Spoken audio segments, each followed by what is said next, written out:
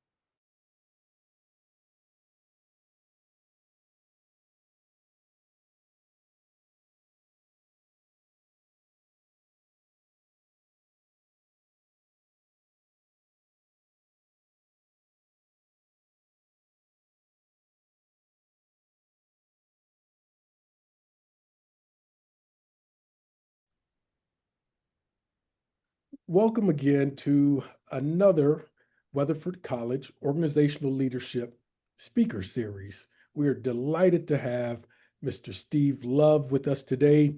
He is the current president and chief executive officer for the Dallas-Fort Worth Hospital Council, and that includes 90 member hospital organizations throughout the Metroplex.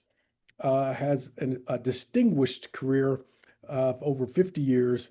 And we are so very happy that we can have this opportunity to speak with him today and for him to share uh, his experiences on leadership.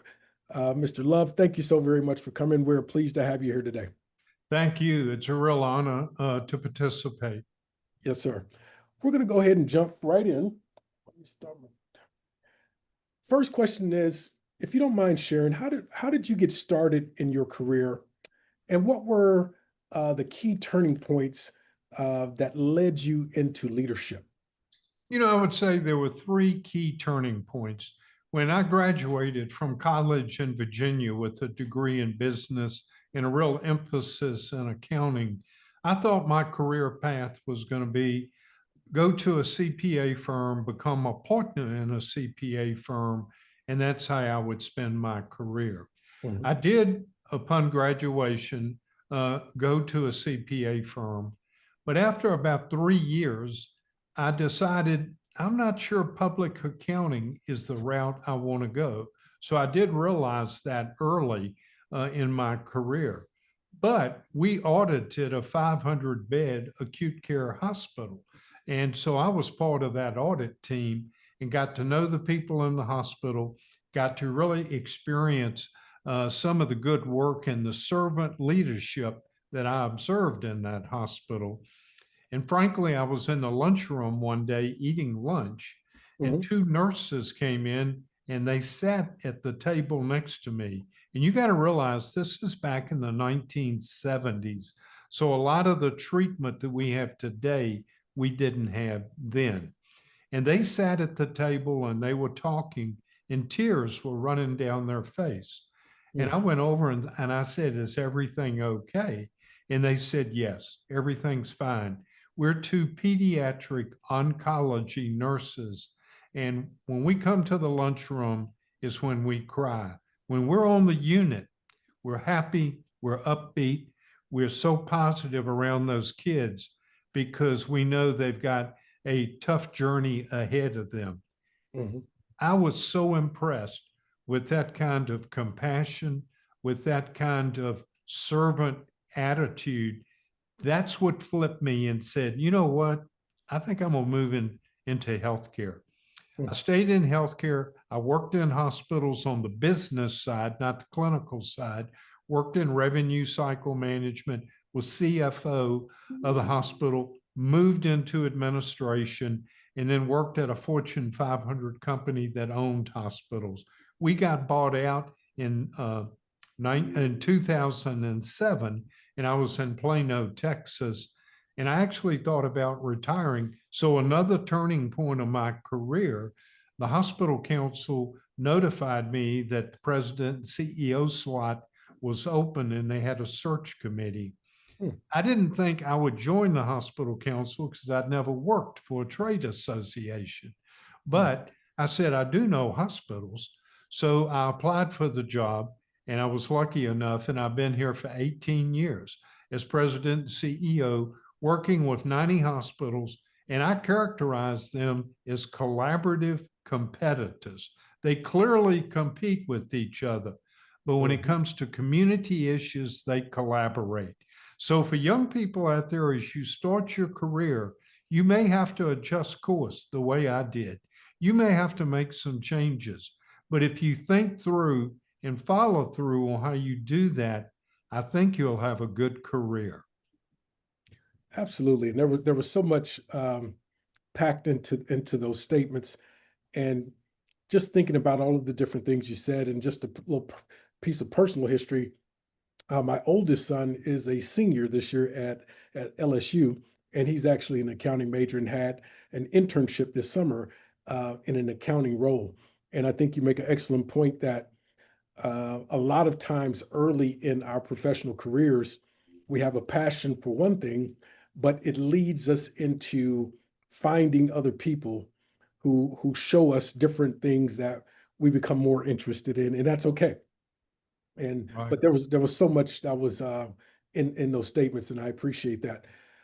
Next question is, when you hear the word organizational leadership, and that's what we're studying, uh, particularly in this semester, we have students that are in ethics and leadership. We have students that are in leadership theory. We have students that are in conflict negotiation. What does what is just your general feeling when you hear the word organizational leadership in a professional setting? Yeah, when I think of organizational leadership, obviously you think of a mission and you Mhm. think of the value that you want to add through your organization. And then how do you develop your strategies? Many times people do a 3-year strategy, a 5-year strategy, a 10-year strategy. And then you look at how are we going to incorporate these strategies? And you have to have leadership skills, but you have to have soft skills. You have to Mhm. be able to motivate the staff. At the same time, help them gain technological advances so you can deliver the product. But let's put a big asterisk by that and let's back up. I talk to people all the time and I said, hey, when you developed your 5-year plan in 2019, how did Mhm. that work out? They COVID. didn't think about COVID. They had no idea. So when you do that organizational strategic thinking, you've got to be able to adapt. You have to be able to be flexible, and you have to be able to deal with conflict. And Mm. COVID was a conflict, and how Right. you navigate through that. So yes, you have to have an overall structure related to organizational leadership, but at the same time, think through and try to anticipate how you can adapt, be flexible, and make changes as needed. Absolutely. One of the things when I was reading your bio, and again, students, an illustrious career, a lot of different opportunities to glean wisdom. But one of the mission statements, or one of the statements that was made, was that the hospital council is patient focused on healthcare and health equity in North Texas. And when you think about this this this community of healthcare, and you think about the individuals that are involved, both on, like you said, the clinical side, the patient side, the business side. One of the classes that we teach is ethics and leadership. Talk to us a little bit about ethics and integrity when it comes to someone embarking upon a professional career, and how important it is to establish yourself as an ethical person or someone who's known for integrity. It's such a good point. I'm glad you asked that question. I think everything you do in the business world, especially if you're in healthcare, whether it be the clinical business, otherwise, it's got to be based on integrity and good ethics. Mhm. And let me explain to you what I mean by that. You're going to be thrust into situations, especially when you're young in your career, and you may have pressure put on you, and you have to be careful to try to align yourself with good mentors and mentors that have integrity, and they also practice good ethics, because you don't want good people to make bad mistakes because they're new at what they're doing and don't fully grasp it. And I think it's very important. A good friend of mine told me one time, and I've never forgotten it, what is ethics? What is integrity? It's Mhm. what your employees do when they don't think anyone is looking. And you Mm. hope they're doing the right thing, and they're doing things that are based on integrity, and they're doing the ethical thing. And sometimes that's difficult. I've had to face that in my career, but you absolutely have to do what's ethically sound, morally right. And when you get into health equity, that's a whole nother story. Ethics are involved in that as well. There is a lot of inequity in healthcare when you look at the social drivers of health, and people that are economically challenged don't have good transportation, food insecurity, housing is an issue. All of that comes into play, and doing the right thing and doing it in a way that is ethical is paramount in any career. I don't care what you're doing. If you don't do it in an ethical manner, you're going to have problems. Agreed, agreed. For our last two questions, I want to kind of hone in on your specific skill set and talent as a leader. And I can't ask every guest this question because they don't have necessarily the same skill set that you do, because you are the president and CEO of 90 member hospital organizations. But I think this is a valuable point for people to know, hear, and learn early in their careers. So if they get into a position where they have the authority, they already have heard what they should be doing. But the question is, how do you lead leaders? That's a great question. And you make an excellent point. Early in my career and through the mid part of my career, and when I worked in hospitals, I was either the CFO, or I worked in administration, or when I was CFO of the Fortune 500 company that I Mhm. mentioned that got bought out in 2007, I kind of knew where I was and what guardrails I had, and I had people reporting to me. And so I pretty much could direct and manage and be an integral part of the organization. When I came to the DFW Hospital Council 18 years ago, I still have that. We've got like 40 employees here because we do a lot of things in education, research. We do a lot of work in data, a lot of work in workforce, et cetera. But also, the point you made was a different type of management. When I look at the 90 member hospitals, they run their own entities. We're the trade association they're members of. So I have no direct control over them. So I have to corral them, and we meet and we collaborate and we cooperate on initiatives that we're going to do. For example, we did an initiative, about a month ago, where we did a detailed economic impact study of our 90 hospitals. They contribute $47 billion to the economy in North Texas every year. Some places, they're the largest employer. In Weatherford, it could be, if you look at the hospital there, it may be one of the largest employers. They Mhm. also give back to the community through many things like we gave $6.9 billion of uncompensated care back to the community. We employed close to 450,000 employees. So you have to look at how do you deal with people that are members of a trade association like a hospital council? How do you motivate them? How do you develop strategies? And how do you contribute and give back to the community as a whole? And I'm going to tell you, these paid big dividends during COVID, even though the hospitals compete. I'm telling you, during the 3 years that we were really fighting COVID, all of our hospitals worked together, looked for the common good of the community, and did everything they could. And in my opinion, North Texas handled COVID as well as any geographic area in the United States. Wow, wow, that's heavy. That's heavy. For the last question, I'd like for you to kind of put a bow on all of this for our students, not only providing some advice, because we do have some non-traditional students who have been working 10, 15 years. They're trying to earn the bachelor degree so they can kind of break through that glass ceiling. But we've got some traditional aged students. But everyone, as you mentioned, needs some mentorship as they transition either into that mid-level career or just starting out. What would be your overall advice or best practice that they can put into their toolkit and skill set to be able to use immediately to make them successful in whichever endeavor that they look forward to doing? You know, I think no matter where you are in your career, when you're interacting with people in the organization you're at, one, be a good listener.